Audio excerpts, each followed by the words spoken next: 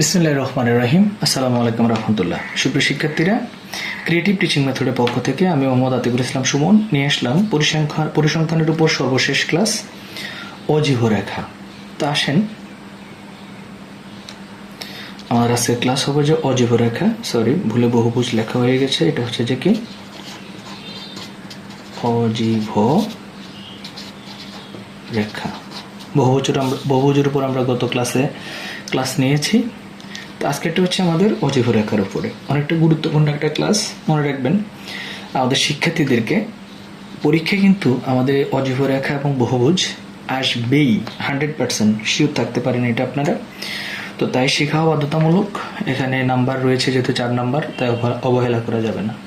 প্রথমত আমরা লিখে ফেলবো এখানে শ্রেণীটা 41 থেকে 50, 51 থেকে 60, 61 থেকে 70, 71 থেকে 80, 81 থেকে 90। তারপর গণসংখ্যা 5, 10, 20, 25, 4। তো আমরা জানি যে অজীব রেখাতে ক্রমযোজিত গণসংখ্যা প্রয়োজন হয়, তাই আমরা 5-এর সাথে 10 যোগ করলে কত হয় 15, 15-এর সাথে 20 যোগ করলে তাহলে আমরা জানি যে কি 35, 35-এর সাথে 25 যোগ করব তো 60 and 64, 4 যোগ করলে তাহলে n = 64।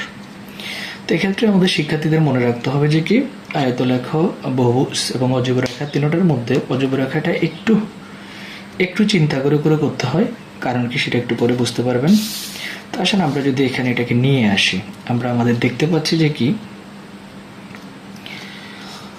আমাদের এখানে প্রথমত আমরা এখানে প্রথম করে একটি স্পেস রাখবো, আর স্পেসের মাঝে কোনো কিছু দাগ থাকবে না, কিন্তু মাথায় রাখবেন এখানে সাধারণত শ্রেণীর উচ্চসীমা ব্যবহার করা হয়। শ্রেণীর উচ্চসীমা, তো উচ্চসীমা কি কি আছে আমরা একটু দেখি। উচ্চসীমার মধ্যে রয়েছে 50, 60, 70, 80, 90। তো ভূমিয়ককে আমরা আগে লিখবো, এটা 50, 60, 70, 80, 90। তাহলে ভূমিয়ককে 50, 60, 70, 80, 90 আমরা লিখলাম। এরপরে সেখান থেকে আমরা ক্রমযোজিত গণসংখ্যা নিয়ে কাজ করব। এখন ক্রমযোজিত গণসংখ্যা নিয়ে কাজ করতে দেখতেছি এখানে 64টা ঘর প্রয়োজন, কিন্তু আছে কত 5, 10, 15, 20, 25, 30, 35, 40। 64 ঘর কিন্তু নেই আমাদের কাছে। তো আমরা কি করব, যে এখানে যেটা বললাম একটু হিসাব করে করতে হয়।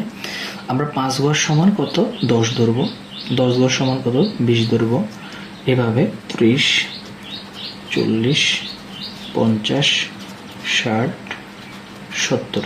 দ্যাট মিনস কি আমরা প্রত্যেকটা মান 10কে 5 ঘরে আবদ্ধ করলাম, মানে 10-এর মান হাফ বিবেচনা করেছি, 20কে 10 ঘরে রাখলাম, অর্থাৎ 20-এর মান হাফ বিবেচনা করেছি, অর্থাৎ প্রত্যেকটা মান আমরা আধা বলে বিবেচনা করেছি। তো সেক্ষেত্রে আমরা পয়েন্ট গণসংখ্যা বসানোর ক্রমযোজিত গণসংখ্যা নিয়ে কাজ করতে হয় অবশ্যই অজীব রেখাতে।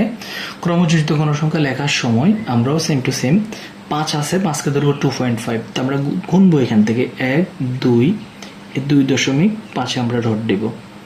আবার পরবর্তী 60-এর গণসংখ্যা, 60-এর 15 আছে, 15-এর অর্ধেক 2 দ্বারা ভাগ করে দেব, মানে 7.5। তাহলে যে 5, 6, 7 এর 7.5 মানে এই মাঝখানে হবে। এরপর 35-এর সেম টু সেম, 35-এর অর্ধেক কত 17.5। তাহলে আমরা 17.5 মানে 2 দ্বারা ভাগ করব। যারা এভাবে ক্যালকুলেটর দিয়ে ভাগ করে নেবেন, যে এভাবে 35 ভাগ 2, কারণ প্রত্যেকটা মানে হাফ বিবেচনা করা হচ্ছে, তাহলে 17.5। তো আমরা 5, 10, 15, 16, 17 এই হচ্ছে 17.5। ঠিক একইভাবে 60 হবে যে 30, তাহলে 5, 10, 15, 20, 25, 30 আমাদের 60 পেয়ে গেলাম। অ্যান্ড 64 হবে যে 32। তাহলে আমরা আসেন যে এখানে যদি 30 হয় 31, 32 এই হচ্ছে যে আমাদের এই। তো অজীব রেখার ক্ষেত্রে আমরা সবসময় মাথায় রাখবো যে এখানে আমরা কি ব্যবহার করতে পারবো না, ডট ডট দিয়ে যাব, স্কেল ইউজ করতে পারবো না, একদম একটা বক্ররেখা হবে, এই শেষ। আর কিছু করতে হবে না, কোনো জায়গায় নামাইতে হবে না, কোনো জায়গায় এটাকে উঠাতেও হবে না, একই জাস্ট এটাই। প্রথম ডট ডট দিয়ে যাবে ব্লার হয়ে, 50-এর ঘর থেকে মূলত তার সীমানা শুরু, তাই এখান থেকে ডট হয়ে উপরের দিকে যাবে। আর এখানে অবশ্যই স্কেল ইউজ করা যাবে না, এটা বারবার মাথায় রাখবেন, যেহেতু এটা একটা বক্ররেখা। তাহলে এই হলো যে আমাদের মূলত অজীব রেখা। এবার আসেন আমরা এটা ডেসক্রিপশনটাও আবারও বলছি সম্পাদন মতো করে দেব। তো আবারও এখানে ওএক্স অক্ষকে ভূমি ধরেছি, তো আমরা লিখবো যে ওএক্স অক্ষকে কি ধরে ভূমি ধরে।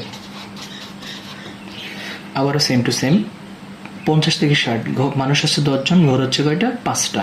তো আবারও লিখবো যে প্রতি 1 বর্গ ঘর সমান কত একক? 2 একক ধরে। শ্রেণীর উচ্চ সীমা বসিয়েছি, মানে বড়টা বসিয়েছি, তাই বলবো যে শ্রেণীর উচ্চ সীমা বসিয়ে, শ্রেণীর উচ্চ সীমা বসিয়ে এবং ও আই অক্ষকে লম্ব ধরে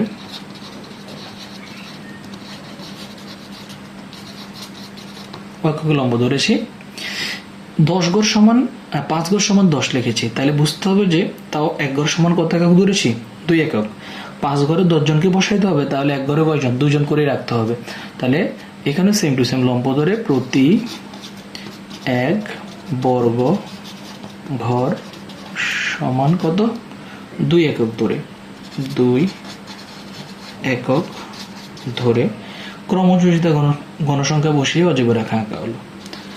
ক্রমযোজিত গণসংখ্যা বসিয়ে অজীব রেখা আঁকা হলো। এগুলো শিক্ষার্থীরা আমাদের মূলত অজীব রেখা। বর্ণনাটা সম্পাদ্যের মতো যেভাবে এঁকেছেন ওইভাবেই দিবেন। ধন্যবাদ পরিসংখ্যানের সাথে থাকার জন্য।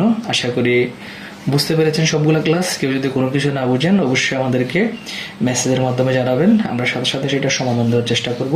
আল্লাহ হাফেজ। আসসালামু আলাইকুম রহমতুল্লাহ।